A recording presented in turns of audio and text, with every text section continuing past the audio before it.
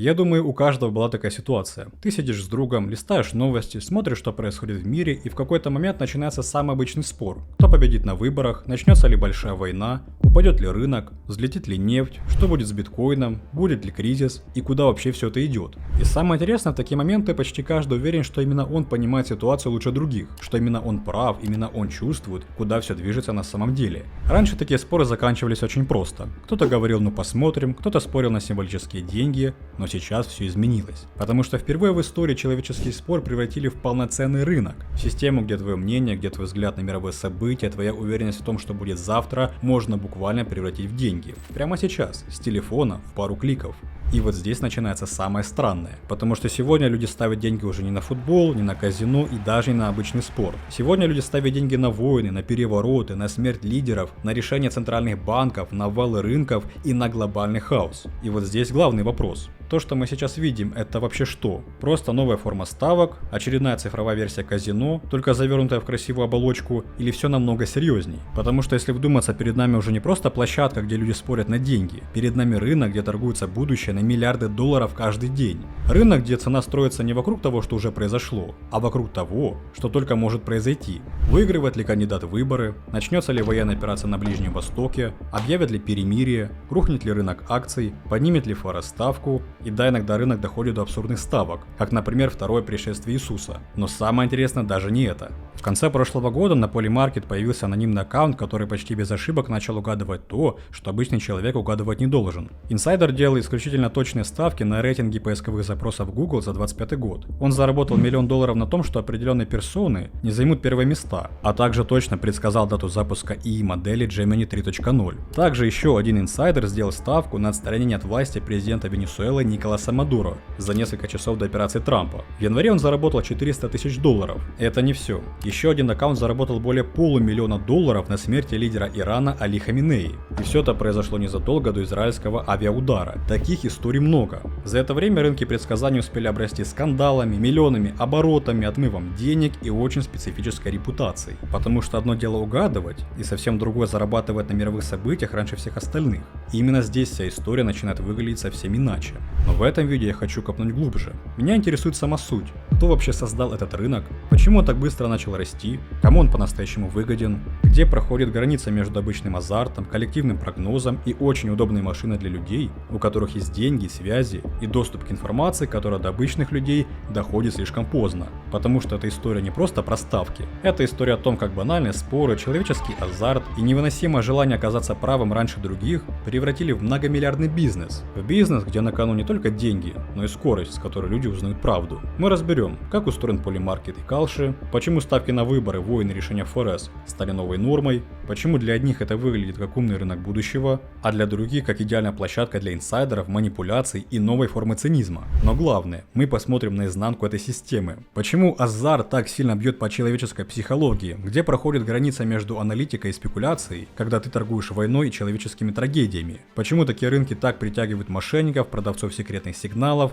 и тех, кто всегда хочет зарабатывать на чужой наивности. И самый важный вопрос, есть ли у этого рынка будущее?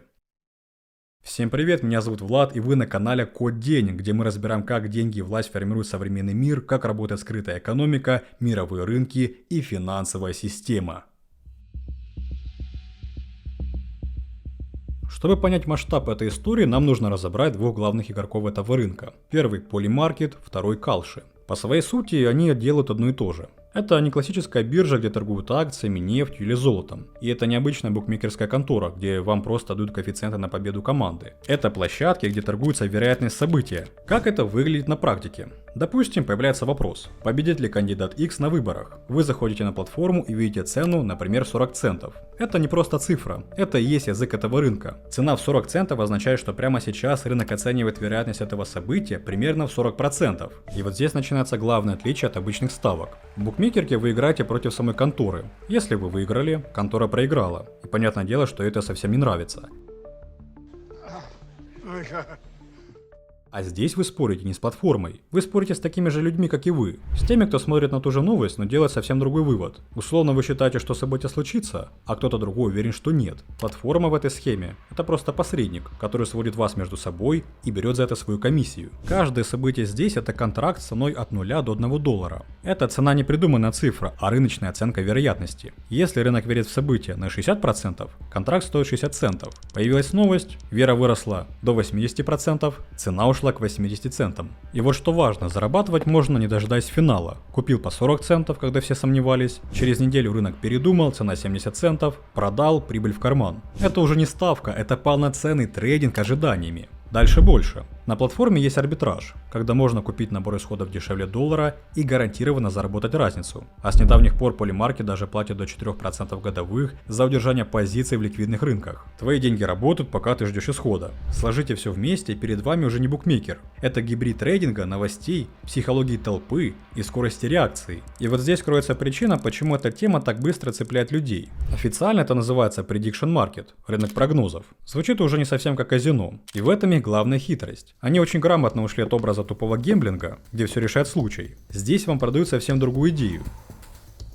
Идею умных денег. Идея о том, что ваш опыт, ваша насмотренность, ваше понимание новостей и мировых процессов можно превратить в прибыль. И знаете, что здесь самое опасное? Даже не сами деньги. Самое опасное – это чувство правоты. Потому что, когда ваш прогноз сбывается, вам начнет падать не просто прибыль, вы получаете подтверждение куда сильнее денег. Внутри включается очень опасная мысль.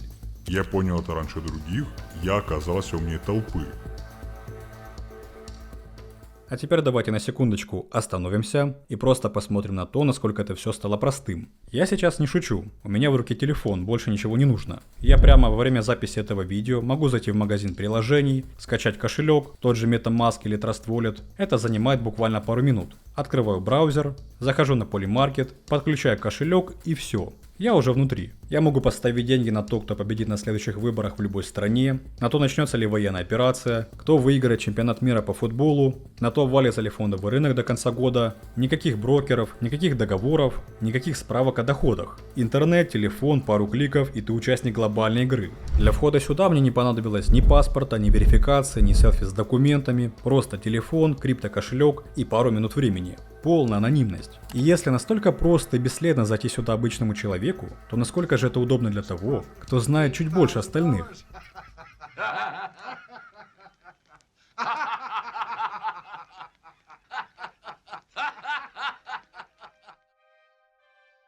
Теперь, когда мы поняли, как работает эта кухня, пора познакомиться с человеком, который все это создал. Его зовут Шейн Коплан.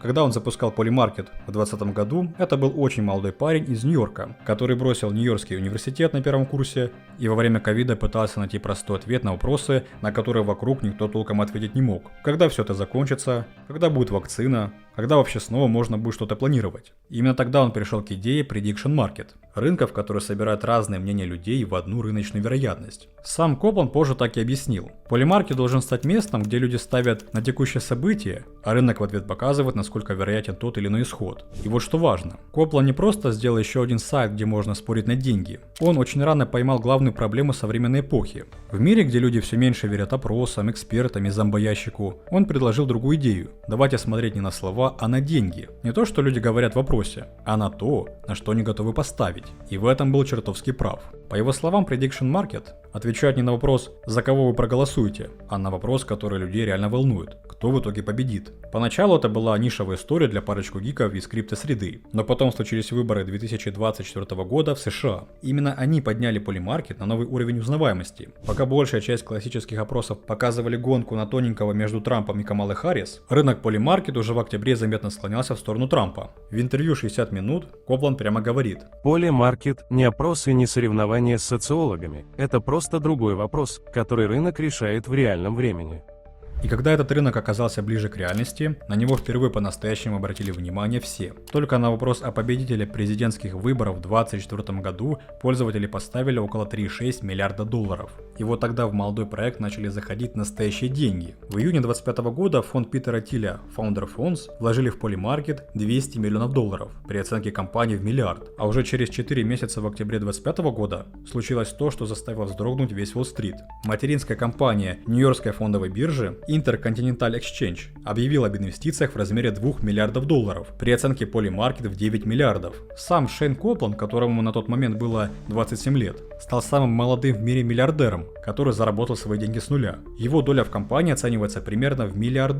А теперь держите в голове вот что. В марте 2026 года ICE вложила в Polymarket еще $600 миллионов, и сейчас компания ведет переговоры о новом раунде финансирования при оценке уже в 12-15 миллиардов. Некоторые инвесторы в своих документах оценивают компанию аж в 100 миллиардов. И вот здесь самое главное. Это не просто история успеха молодого фаундера. Это история человека, который раньше других понял одну вещь. В мире, где доверие к старым инструментам разваливается, люди захотят торговать не только акциями, нефтью и золотом, они захотят торговать самим будущим. И именно на этом желании построил свою империю Шейн Копланд, 27-летний основатель Polymarket.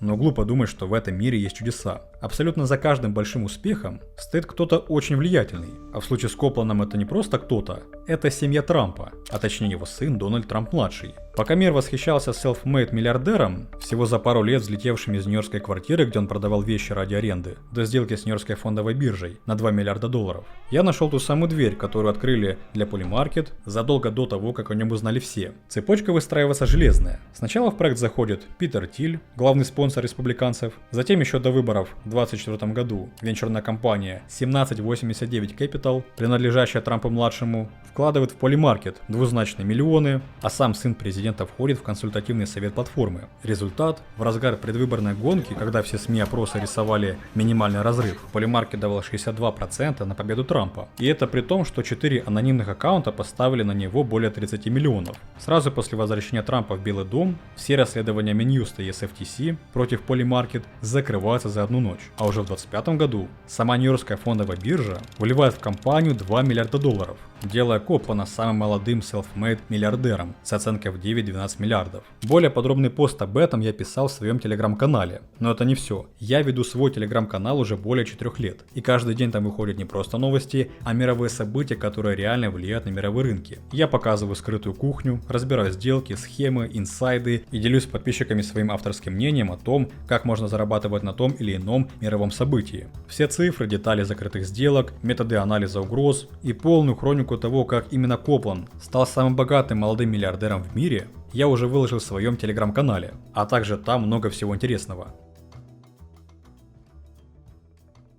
Но как мы вообще дошли до того, что реальный мир с войнами, выборами и судьбами лидеров стал товаром? Раньше будущее обсуждали на кухнях, просто спорили и максимум получали моральное удовольствие, и право сказать я же говорил. Потом наступила эпоха прогнозов. Эксперты, опросы, аналитика. Нам обещали, что будущее можно просчитать, но опросы начали ошибаться системно, эксперты говорили одно, реальность показывала другое, и люди просто устали верить словам. И тогда возник новый подход. Если словам веры нет, смотреть нужно на деньги. Потому что, когда человек рискует своим, он не врет. Он не подстраивается под социолога, он ставит на то, во что реально верит. И именно это и стало главным поворотным моментом. Людям нужна не чья-то оценка будущего, нужна его рыночная цена. Идея, кстати, не новая. Еще в 1988 году в университете Айовы запускали рынок, где люди ставили на исход выборов. Экономисты заметили, коллективная ставка толпы часто оказывается точнее экспертов. А спустя десятилетия эта идея возродилась. Только за 25 год объем рынка предсказаний достиг примерно $47 миллиардов. Шейн Копланд в интервью CBS назвал Prediction Market самым точным инструментом для понимания будущего, а Илон Маск добавил: они точнее опросов, потому что на кону реальные деньги.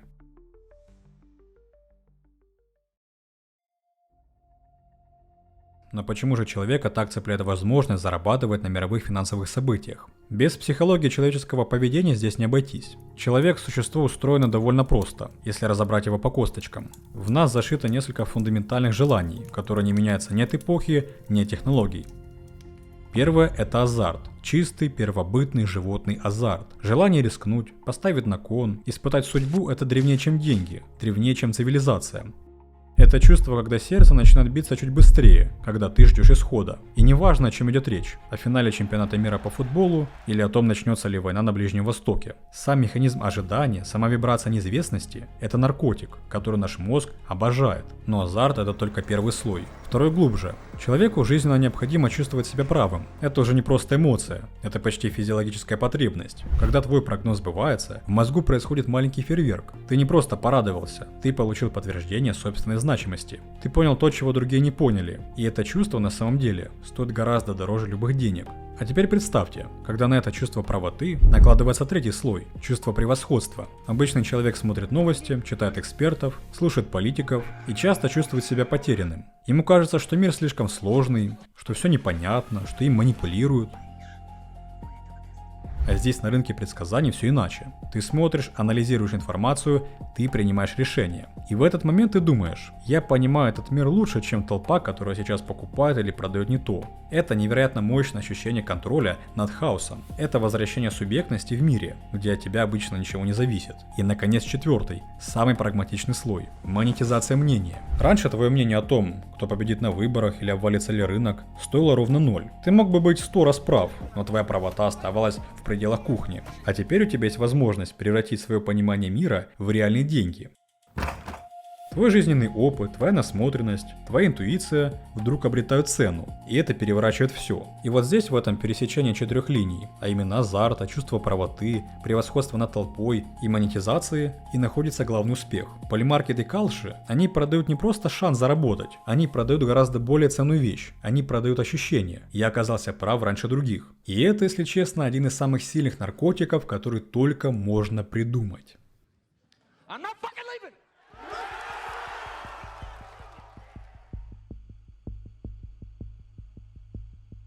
Но теперь давайте зайдем на территорию, где вся эта красивая картина начинает трещать по швам. Потому что если на платформе торгуются не спортивные матчи, а реальные события в геополитике, войны, перевороты, смерти лидеров, то самое лучшее преимущество получает не тот, кто лучше всех анализирует открытые новости, а тот, кто что-то знает раньше остальных. И вот здесь начинается настоящая жесть. Давайте отмотаем назад, в начало 26 года, январь. На Polymarket появляется рынок с вопросом: будет ли Николас Мадуро отстранен от власти до конца января? Казалось бы, экзотика. Шансы на это рынок оценивал примерно в 6%, почти безнадежно. И тут за несколько часов до того, как Трамп объявил о захвате Мадуро американскими военными, на платформе начинается странная активность. Анонимный аккаунт, зарегистрированный всего месяцем ранее, ставит больше $32 тысяч на то, что Мадуро уйдет. В 4:30 утра Трамп публикует пост: Мадуро в американском плену, контракт разрешается. Инсайдер забирает почти $436 тысяч чистой прибыли. Просто вдумайтесь, человек поставил на событие, вероятность которого оценивается в 6%, за несколько часов до того, как о нем узнал весь мир.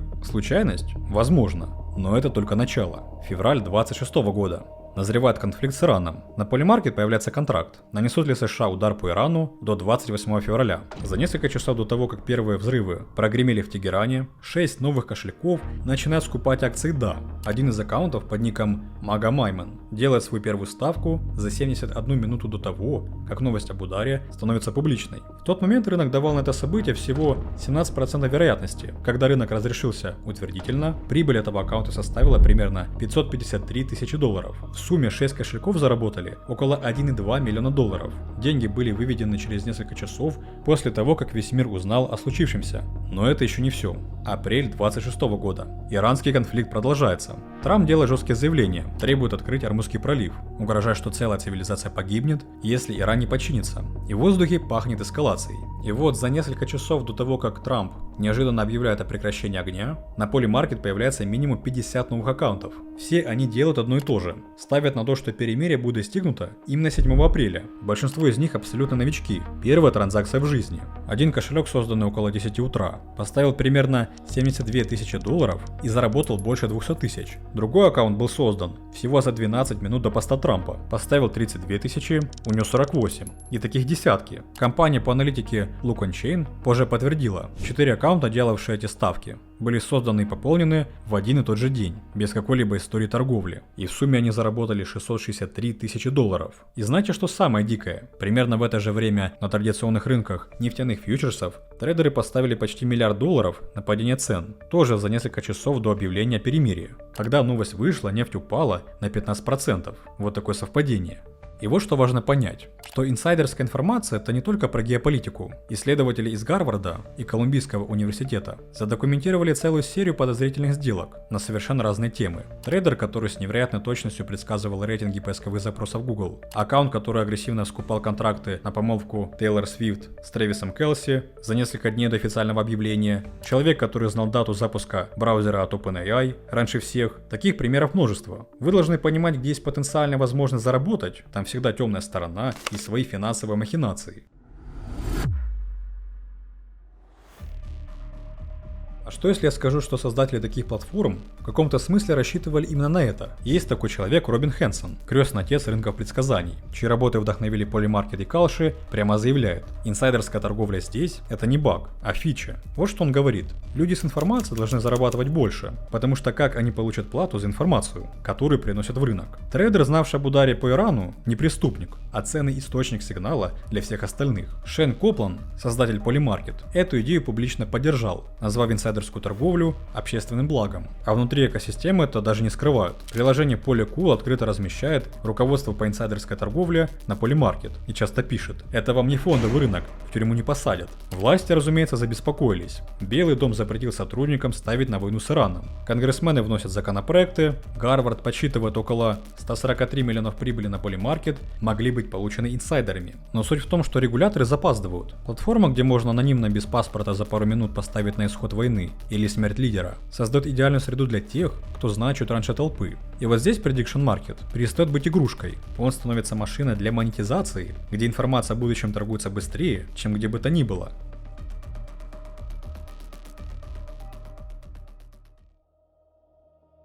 Теперь посмотрим на ту сторону медали, о которой большинство молчат. Граница между прогнозированием и торговлей горем исчезает очень быстро. Апрель 2026 года. Иранские силы сбивают американский истребитель F-15E Strike Eagle. На борту 2 члена экипажа. Один будет спасен в течение 7 часов, второй остается пропавшим без вести до конца выходных. Поисково-спасательная операция идет полным ходом. Их безопасность неизвестна, их семьи ждут новостей.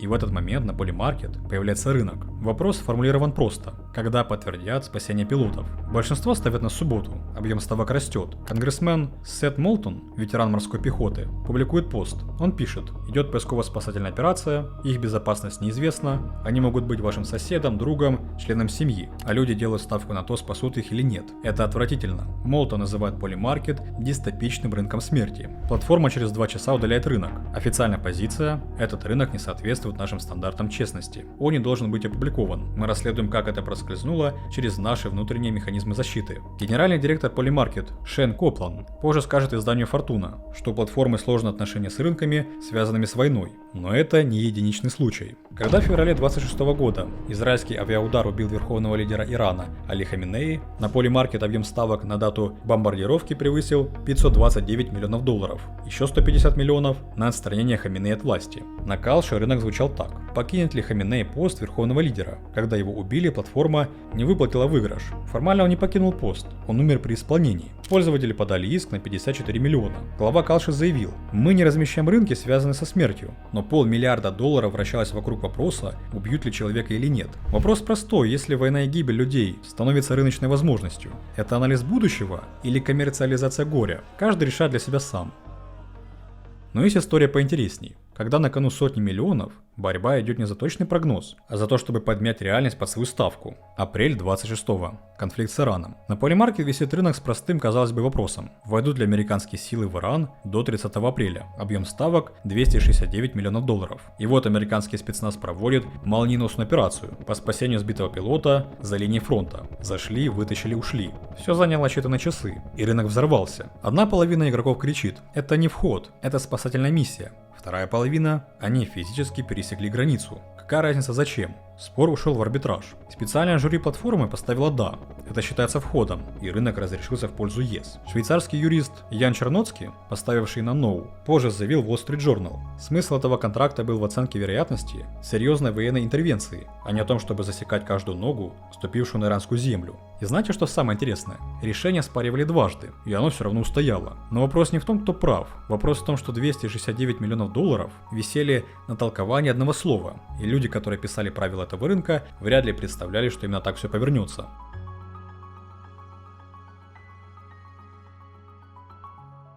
Еще один пример. Март 25 года. Рынок на 7 миллионов. Согласится ли Украина на сделку с Трампом по редкоземельным металлам? Вероятность взлетела с 9 до 100% за часы. Рынок разрешается в пользу ЕС. Но Украина сделку не заключила. Что же случилось? Polymarket использует протокол UMA, децентрализованный оракул, где решения принимают держатели токенов. Крупный холдер просто продавил нужный сход большинством голосов. Технически по правилам, но по факту человек проиграл пари и купил победу. Март 26 года. Военный корреспондент Times of Israel публикует сводку об иранском ракетном ударе. Никто не пострадал, его телефон разрывается. Игроки Polymarket требуют изменить формулировку. От одного слова в статье зависели миллионы. Он отказался. Начались угрозы расправой. Полиция Израиля начала расследование. Polymarket забанил аккаунт, но суть в том, что журналист стал заложником чужой ставки. The Guardian описывает тревожный паттерн. Участники давят не только на журналистов, но и на сами источники. Чиновник, эксперт, следователь, все, от кого зависит разрешение контракта, получают сквал сообщений, а также угроз.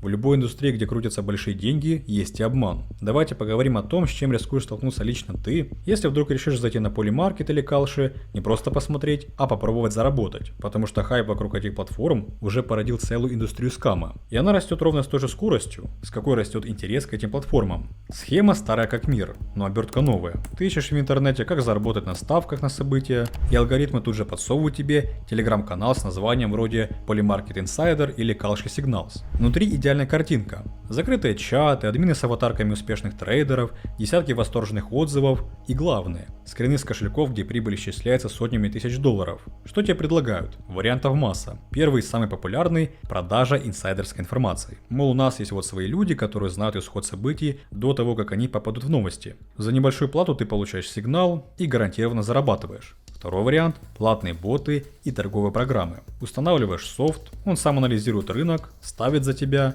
а ты только снимаешь прибыль. Третий – курсы обучения секретным стратегиям от бывалых трейдеров, которые почему-то зарабатывают не на рынке, а на продаже этих курсов. Все это работает по одной простой схеме. Сначала ты платишь небольшую сумму, доступ к каналу, подписка на бота, покупка сигнала, потом тебе дают 1-2 верных прогноза. Если рынок это вероятность, то даже случайное угадывание дает выигрыш в половине случаев. Ты радуешься, веришь еще больше и платишь уже серьезные деньги. А потом прогнозы перестают сбываться, бот перестает отвечать, админ исчезает, и ты остаешься с пустым кошельком и пониманием, что тебя развели. Есть более техничные схемы. Фишинговые сайты, которые выглядят точь-в-точь как страница входа в криптокошелек. Ты вводишь свою сет-фразу, и через минуту все твои средства на анонимный адрес. Есть приложение для копитрейдинга, которые якобы позволяют повторять сделку успешных игроков.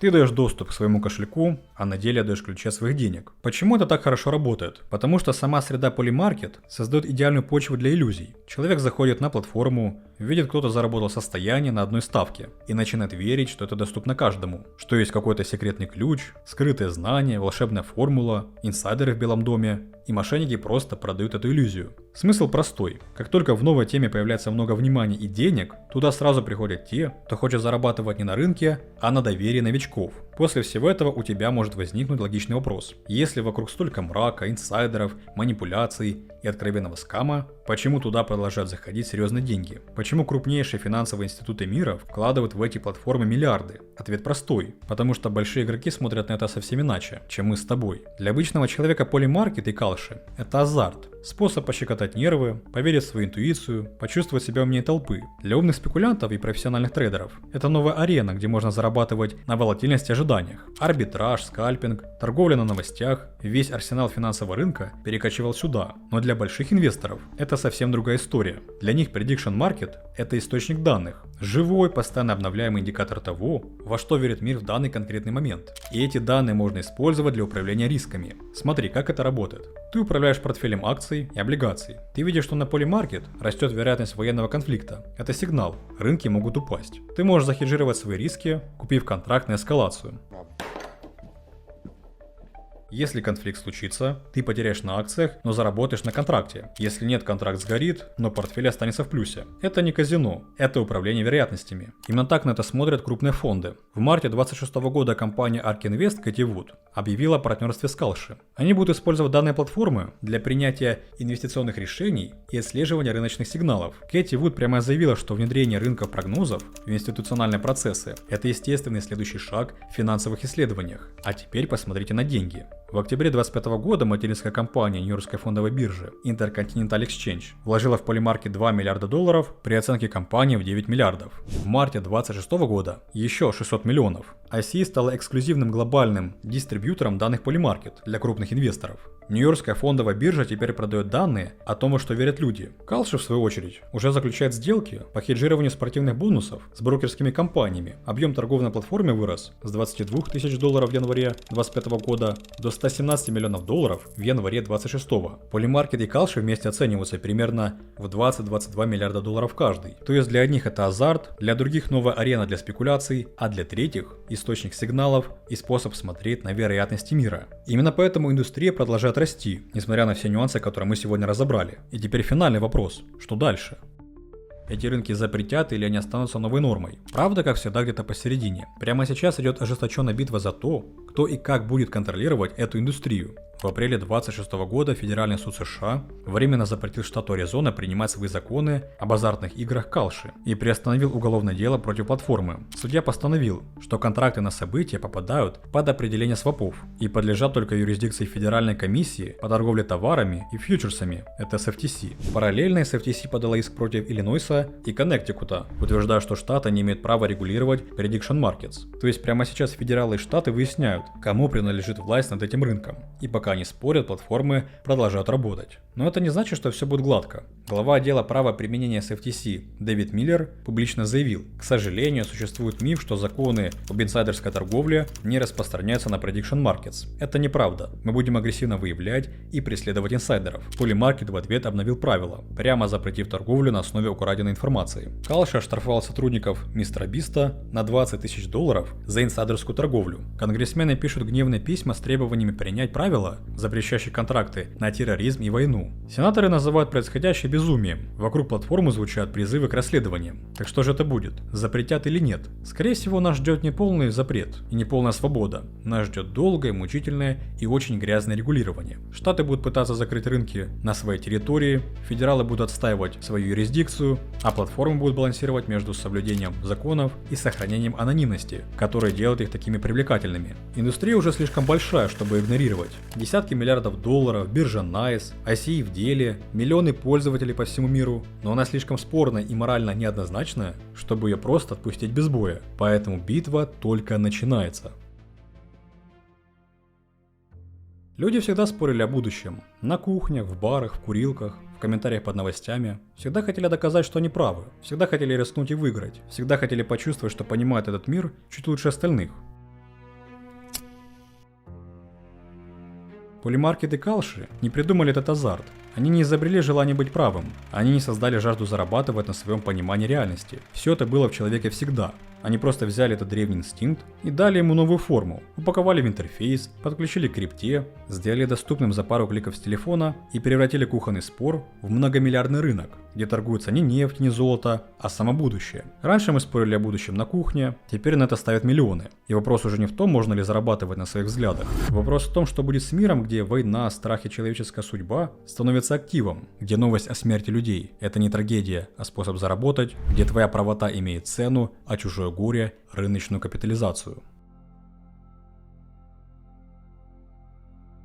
Что думаете об этой всей истории? Делитесь в комментариях, будет очень интересно почитать. С вами был Влад и канал Код Денег. Если хочешь по-настоящему понимать, как устроен этот мир, подписывайся. Дальше будет только интересней. Спасибо всем, кто посмотрел. Это первое видео на канале. Поддержите, пожалуйста, его лайком и подпиской. Для старта это очень важно. Еще не забывайте подписываться на мой телеграм-канал. Я там всегда на связи, делюсь личным мнением, актуальными новостями и вообще всем самым интересным, что происходит в мире прямо сейчас. Увидимся уже в новом видео, а как скоро зависит только от вас.